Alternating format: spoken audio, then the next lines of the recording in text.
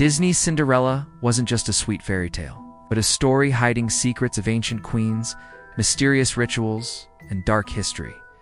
I'm Echo, your time-traveling guide, and today, we're diving deep into the real Cinderella, a tale older and darker than the Brothers Grimm ever imagined. From ancient Egypt's sacred sandals to China's secret foot-binding rituals, and medieval queens with deadly ambitions. This isn't the Cinderella you know from the movies. Ready to uncover the shocking truths behind the glass slipper? Smash that like button and let's travel through time together. After this, you'll never see Disney's Cinderella the same way again. Before we had glass slippers and pumpkin carriages, this story was soaked in blood, revenge, and restless spirits. The universe loves a good prank.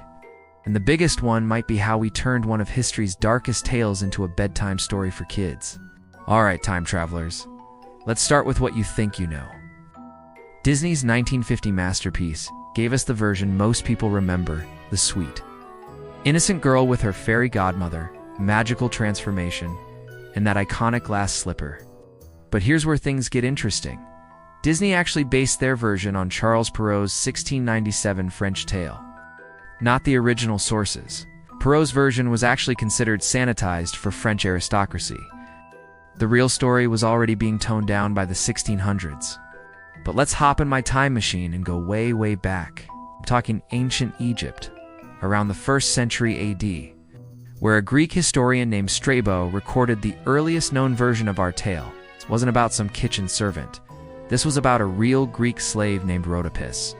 Picture this. Rhodopis is bathing by the Nile when suddenly, boom, an eagle swoops down and snatches her sandal. Not just any eagle, mind you, but a sacred bird associated with Horus, the Egyptian god of kingship. The eagle flies straight to the pharaoh's court and drops the sandal right into his lap while he's dispensing justice. The pharaoh in this story was likely Amasis, a real historical figure who ruled Egypt and was known for his connections to Greek traders. History meeting myth? You bet. The king is so intrigued by this divine sign that he launches a kingdom-wide search for the sandal's owner. When they find Rhodopis, he marries her instantly.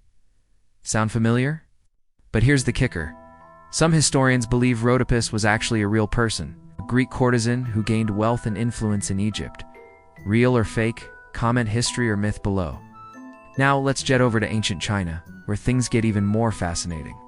The Chinese version, featuring a girl named Ye Xian, dates back over 1,000 years and includes elements that'll make your skin crawl. Ye Xian's story starts similar enough. Cruel stepmother, dead father, life of servitude. But her magical helper isn't a fairy godmother. It's a golden fish that she befriends and feeds by the river. Each day she shares her troubles with this fish, and it becomes her closest companion.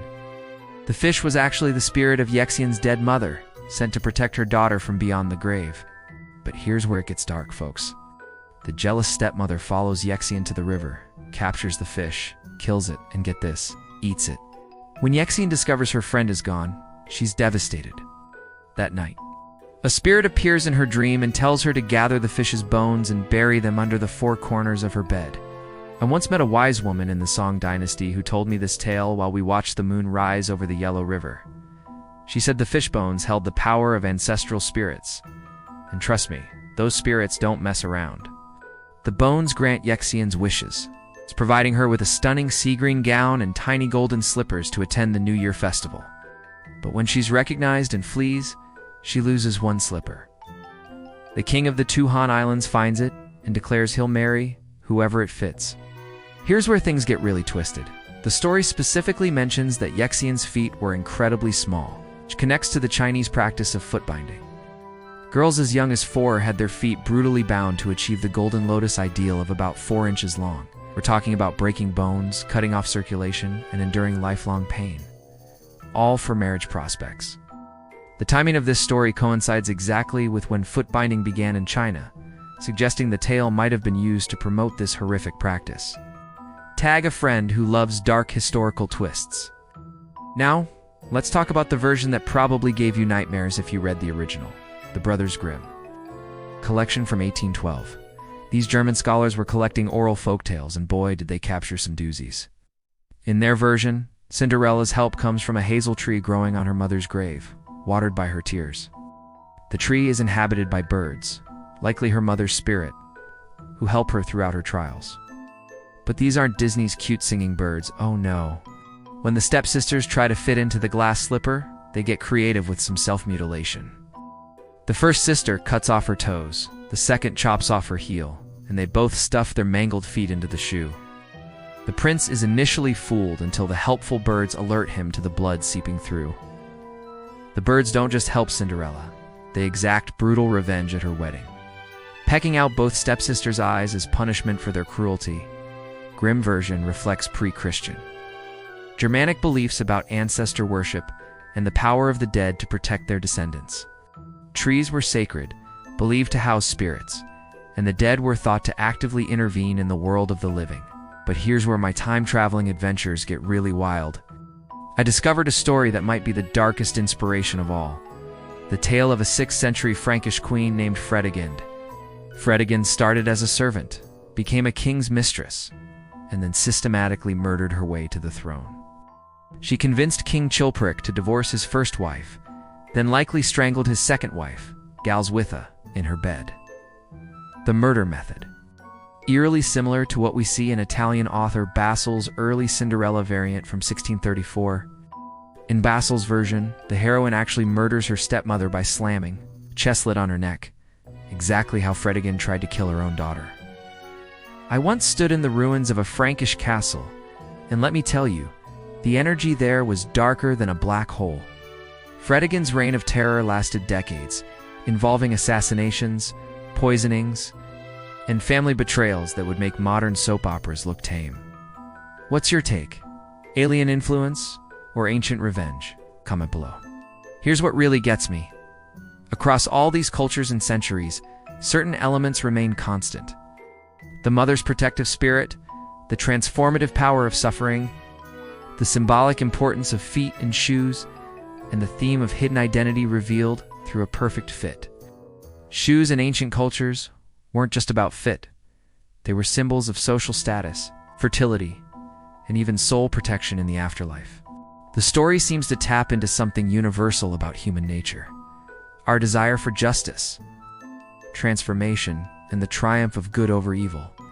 But it also reflects the darker realities of women's lives throughout history: powerlessness, abuse, and the desperate need for protection from supernatural forces. Some secrets are older than my time machine, and this one has been shape-shifting across cultures for millennia. Each version reflects its society's values, fears, and hopes. The Egyptian version emphasizes divine intervention. The Chinese focuses on filial piety and ancestral spirits. The Germanic celebrates natural magic and brutal justice, and the French polishes it all into salon-appropriate entertainment, myth or conspiracy. Drop your theory below. Hold on to your glass slippers, because what I'm about to tell you will flip everything you thought you knew about Cinderella on its head. All these versions, Egyptian, Chinese, Germanic, French, they're not just similar stories that evolved independently. They're connected by something far more mysterious: an ancient network of trade routes, cultural exchange, and possibly deliberate preservation of a much older truth. I was investigating some 4th century BCE Greek pottery when I found something that made my temporal circuits overload. There was Rhodopis, clear as day. But she wasn't just wearing any sandal. She was wearing a sandal with the exact same intricate design I'd seen in a Chinese tomb painting from the same era, and later in a Celtic burial site in Ireland. What if the Cinderella story isn't multiple cultures independently creating similar tales, but rather the preservation of a single, ancient event that was so significant it became the foundation myth for the concept of transformation and justice? Here's the mind-bending part. I traced this design through archaeological records and found it appears in cultures that supposedly had no contact with each other. The spiral pattern, the delicate construction, the emphasis on perfect fit. It's like someone was deliberately spreading this story across the ancient world. But here's where it gets really cosmic. Every single version emphasizes the same supernatural elements: dead mothers returning as protective spirits, magical transformations, divine intervention through animals, and the power of small objects to reveal hidden truths. That's not coincidence. That's preservation of ancient wisdom about the connection between the living and the dead. I once met a time-traveling librarian in Alexandria. And she told me something that haunts me to this day. Echo, some stories aren't just stories. They're instructions, blueprints, maps to understanding powers that most people have forgotten. Think about it. Every culture that tells this story believes in the power of the dead to protect the living, the importance of kindness over cruelty, and the idea that true identity can't be hidden forever. What if Cinderella isn't just a fairy tale, but a carefully preserved guide to understanding the spiritual forces that shape our world? Even my space hamster couldn't have predicted this revelation. So here we are, fellow time travelers, at the end of our journey through Cinderella's hidden origins. Was it just a sweet fairy tale, or something far more profound? A spiritual roadmap disguised as children's entertainment. I've witnessed the rise and fall of civilizations, watched pyramids being built and kingdoms crumble. But some stories shine like eternal stars, transcending time and space to touch something universal in the human heart. Cinderella is one of those stories.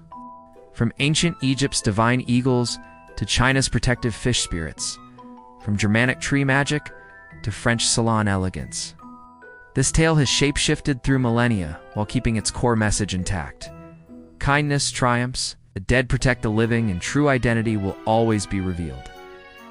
Maybe we're not supposed to know if Rhodopis was real or mythical, if Ye Xian's fish was magic or metaphor, if Fredegund inspired the story or was inspired by it. Maybe the mystery is the message. What do you think? Was Cinderella preserving ancient wisdom about the supernatural, or just a story that got twisted through centuries of retelling? Comment wisdom if you think it's a spiritual guide, or story if you think it's just evolved entertainment. But wait, speaking of dark fairy tale origins, next week we're diving into another tale that'll make you question everything. You thought you knew about children's stories? Little Red Riding Hood isn't just about a girl and a wolf. We're talking about ancient werewolf cults, medieval plague symbolism, and a connection to real historical events that'll make your grandmother's version look like a Disney movie. The universe has been hiding secrets in plain sight for centuries, and I'm here to help you uncover them all. Subscribe for Echo's wildest mysteries. Hit that bell for notifications. Join me next week as we explore the bloody, bizarre, and utterly fascinating origins of Little Red Riding Hood. Some stories echo through time for a reason. What's your take on Cinderella's true origins? Share this video with someone who loves mystery, and let's keep uncovering the secrets hidden in our most beloved tales. Until next time, keep questioning, keep exploring. Remember, the best mysteries are hiding in the stories we think we already know.